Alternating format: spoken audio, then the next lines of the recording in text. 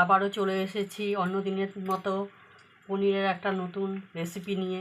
দেখো, পনিরটাকে প্রথমে ডুমো ডুমো করে কেটে হালকা ফ্রাই করে নিয়েছি, আলুগুলোকেও তাই করেছি। এমনকি এখানে রেখেছি তোমার 4 রকমের জিনিস, যেমন বাদাম আছে, ছোলা আছে, মটর আছে আর মাসকলাই আছে। এগুলোকে বয়েল করে রেখেছি।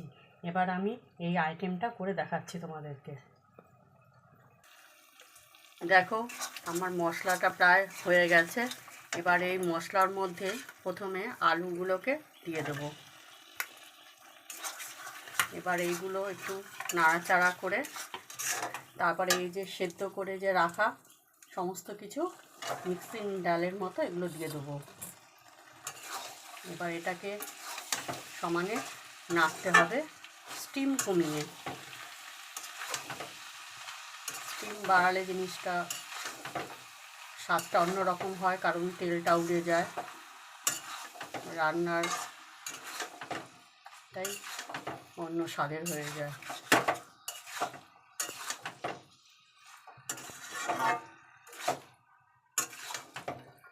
এবার তোমাদেরকে এটা হালকা গরম জল দিয়ে 2 মিনিট ঢাকা দিয়ে রাখবো, তারপর দেখাচ্ছি আবার তোমাদেরকে। হ্যালো ফ্রেন্ডস, দেখো আমার এটা ফুটে গেছে, আলুগুলো প্রায় সেদ্ধ হয়ে গেছে। এখন আমার ভেজে রাখা যে পনিরগুলো ছিল, এই পনিরগুলোকে এর মধ্যে দিয়ে দেব।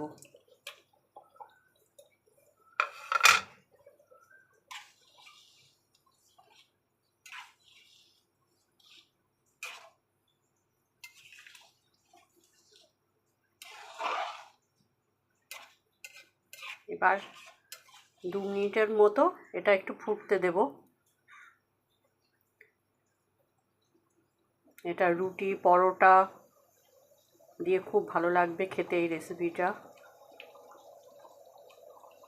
অনেকে ভাত দিয়েও পছন্দ করে, কিন্তু এটা রুটিরই মেন রেসিপি। ডাল মাখানি উইথ পনির, তোমরা ট্রাই করে দেখো বন্ধুরা, ভালো লাগে খেতে।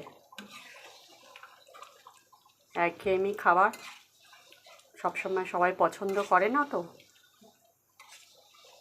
তাই একটু আলাদাভাবে এটা করে দেখালাম।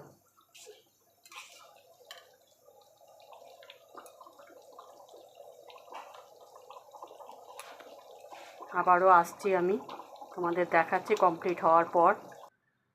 দেখো আমার কমপ্লিট হয়ে গেছে।